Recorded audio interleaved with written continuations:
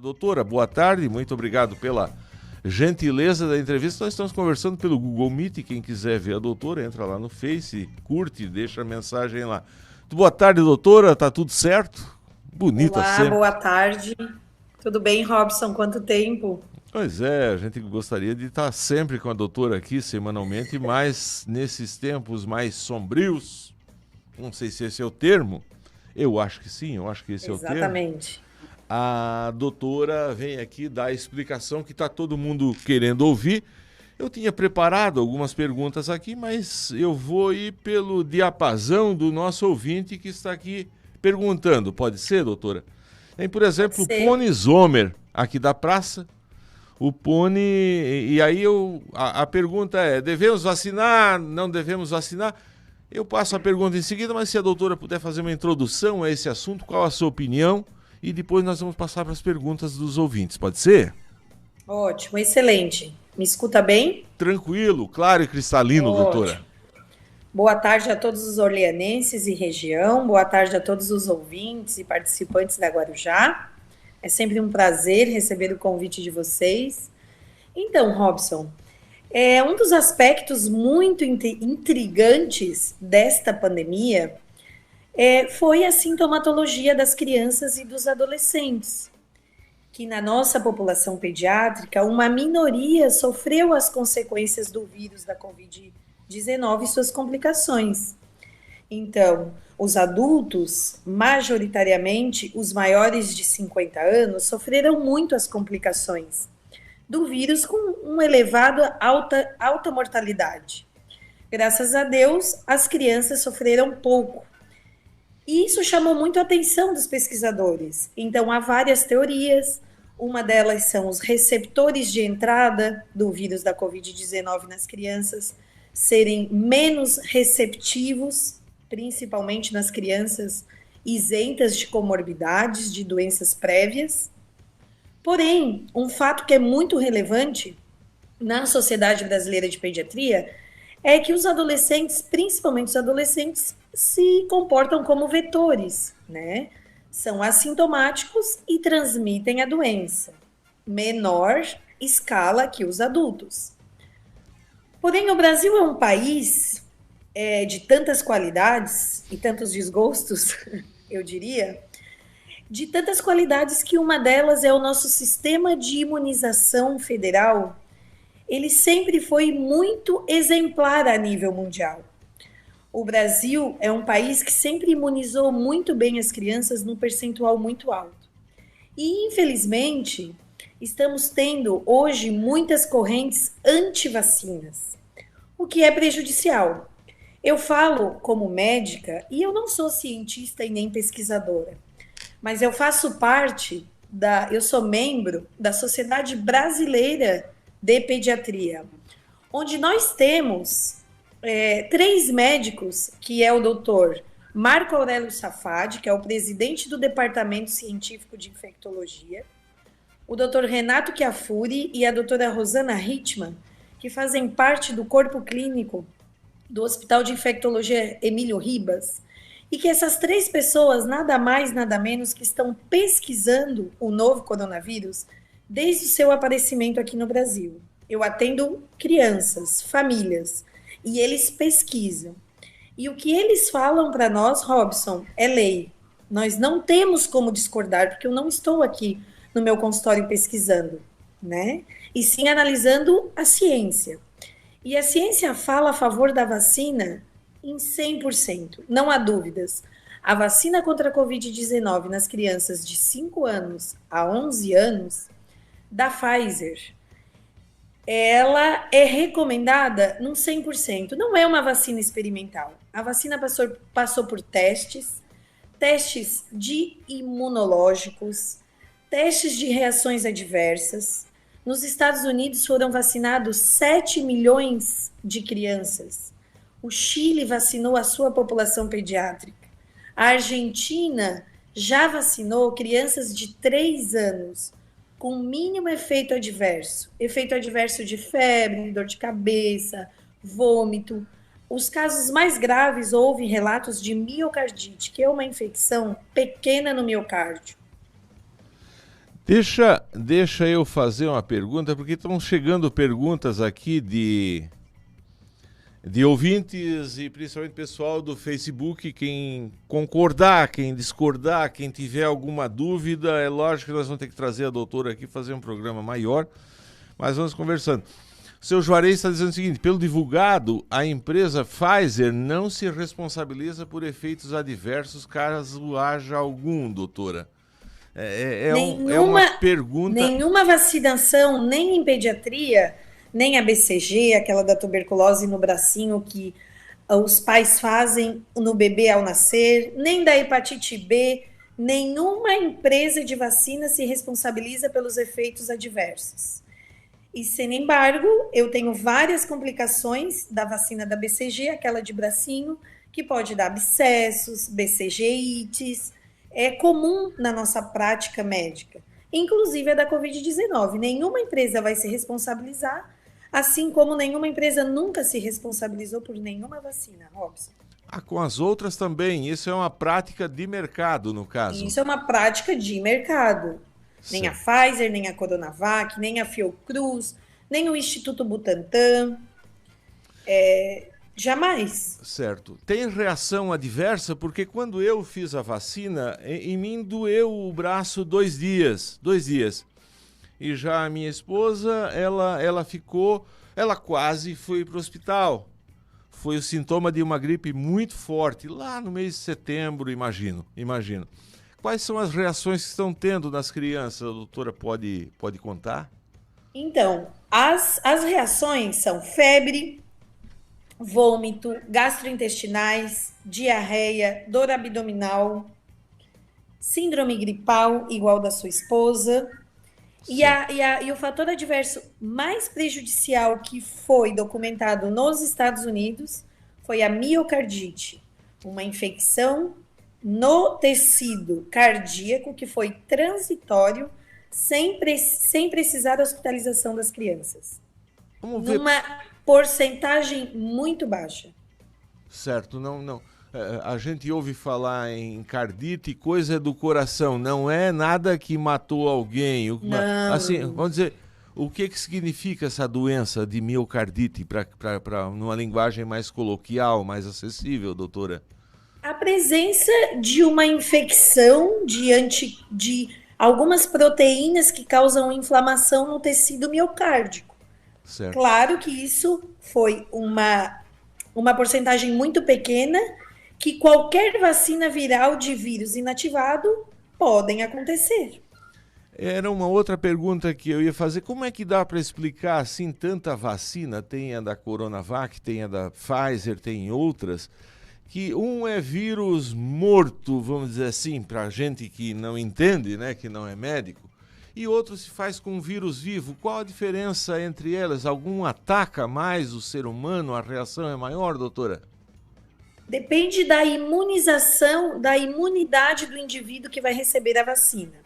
Então, as pessoas que têm a imunidade intacta, ou seja, uma pessoa que não tem HIV, que não tem doença autoimune, ela só pode receber o vírus morto.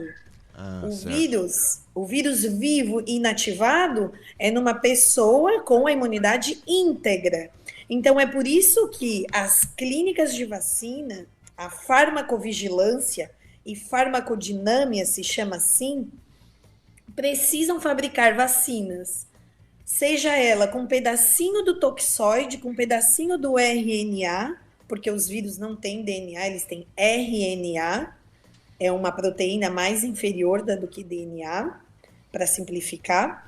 É uma partícula desse RNA é feito a vacina. Mas as vacinas de vírus inativo, que é um vírus inteiro, se inativa alguma parcela, que eu também desconheço qual é o fator da proteína, isso estuda o cientista, vai inativar o vírus e vai colocar dentro da pessoa, causando uma reação maior. Claro que quanto maior seja esse vírus inativado, melhor a resposta imunológica no indivíduo. O Fábio Salvador está dizendo aqui, muito esclarecedora a entrevista, doutora Graziella, sempre bom jogar a luz na ciência sobre o obscurantismo. E o seu Juarez Capa Verde, lá da Pindotiba, está dizendo que Porém, aquilo que a gente falava antes a respeito da garantia, né? Não é esse o termo, ou de um compromisso, se der alguma reação, ele está dizendo que foram precisos de no mínimo 3, 4 anos para serem consideradas todas as etapas, e a Covid foi menos de 1 ano. A própria bula diz que é uma vacina experimental. Eu estava pensando exatamente igual o seu Juarez nesses dias, é uma dúvida que fica. Aquele tempo da ciência que existia lá atrás e hoje o tempo ficou tão próximo assim, eu acho que a ciência deu um resultado para a humanidade, né? O que a doutora fala sobre isso? Exatamente, assim como a tecnologia dos equipamentos de 4 a 5 anos atrás são outros, né, Robson? E diante de uma pandemia, de uma agressividade desse vírus que levou tanta gente, se faz necessário uma medida urgente, uma medida sanitária de extrema emergência para a população e para as pessoas. Então, não tem como você esperar 3, 4 anos, a gente vai exterminar as nossas populações. Não é certo? Verdade, doutora. E uma outra coisa, a respeito dessa nova cepa que está tendo, chamada Omicron, tem cientistas, a gente lê nos portais, que eles estão dizendo que talvez seja aí uma última etapa desse vírus, que ele é mais espalhador, não é esse o termo, mas transmissível, isso. Mas ele não é tão letal igual a antes, que ele teria se transformado numa endemia, numa gripe que no ano que vem a gente vai se vacinar e segue a vida. A doutora acredita nisso? Tem visto nos seus pacientes, nas crianças, essa fotografia, essa tela pintada pela ciência e pelos portais que estão divulgando? Certamente. As variantes vão diminuindo a sua gravidade devido à vacinação em massa. E qual é a justificativa da Sociedade Brasileira de Pediatria? Devemos vacinar as nossas crianças não só por uma justificativa ética, sanitária e epidemiológica, mas para frear as biodiversidades do vírus, traduzindo, diminuir essas variantes. Nós vacinando as nossas crianças e nossos adolescentes, nós certamente vamos diminuir essas variantes, Robson. Esse é o objetivo da vacinação nesta população. Eu entrevistei semana passada o Cleiton De Biasi, é lógico que ele é da área da agronomia, mas é um cientista, e falou o que estava acontecendo na Europa. E disse que lá as lideranças ligadas à saúde estão pensando até acabar com o isolamento, e que em Israel isso estaria acontecendo, que é o que é a chamada imunidade do rebanho, porque viram que a Omicron ela tem um alto grau de transmissibilidade, mas não de letalidade. Essa questão de imunidade do rebanho, a doutora acredita? O que é isso mesmo? O que se creia anteriormente, que a imunidade de rebanho era que todas as pessoas infectadas, o vírus ia ficar menos agressivo. Isso é em verdade com a vacina. As pessoas sendo imunizadas e vacinadas, a gente diminui a gravidade, aumenta a transmissibilidade, mas o efeito, claro que é menos deletério. Não é certo? Agora, não podemos deixar uma população que é dita prioritária, que são as crianças, sem a vacinação. A Rússia já fez a vacinação da sua população pediátrica. Israel também, que tem uma tecnologia de ponta. Então, eu sou muito a favor, Robson, que nós, como latino-americanos, como brasileiros, como um país que, infelizmente, investe a nível federal muito pouco em pesquisa, que nós temos que copiar. Então, o que funciona, a gente só tem que copiar, não é certo? Então, deixa eles que têm o recurso mais alto disponível, que não que a gente não tenha, mas que talvez não sabemos usar, e a gente vai copiar.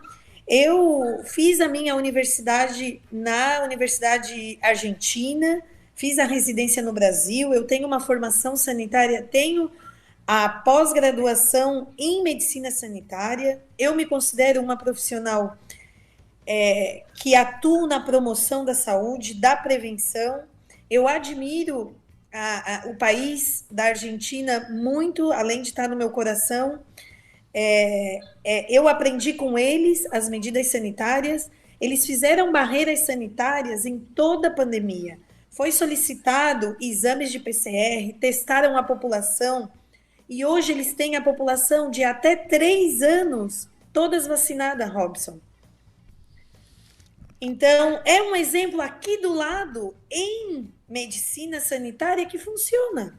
É verdade, é verdade. Doutora, Agora, por problemas se vê que políticos, ou não sei, que não interessa para a medicina, isso está atrasando a nossa vacinação. Já foi um atraso começar agora, nesse momento, a vacinação com as crianças.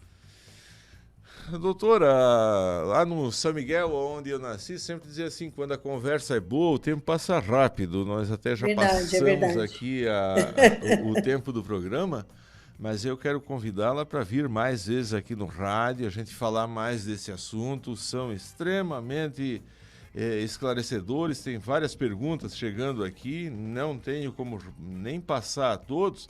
Aí se a doutora depois puder ir lá no Face responder, doutora, você indica crianças da idade de 5 anos a fazerem a vacina, e como tranquilizar as mamães em meio ao caos que está hoje em dia, porque na nossa cidade tem um caso de morte em que a mãe diz que foi em decorrência da vacina, claro que ainda não foi confirmada, e foi por causa da vacina, e aí segue você só diz onde é que está falando, a Silvana Valber Marielle. São várias perguntas chegando, eu não tenho mais tempo. Se puder rapidamente, eu vou fazer uma pergunta que vai resumir,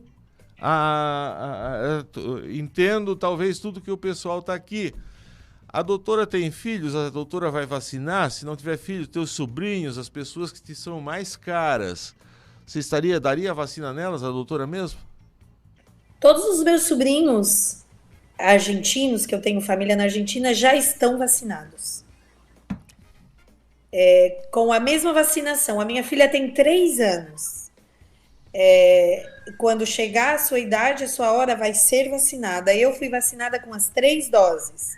Robson, a prevenção de mortes em criança tem um valor elevado, mais comprovado que a prevenção de morte em adultos. Perfeito. Nós, pediatras, lutamos contra a mortalidade infantil, seja ela em qualquer idade. Pais, mães, vacinem os seus filhos. Só a vacina para a gente frear essa pandemia.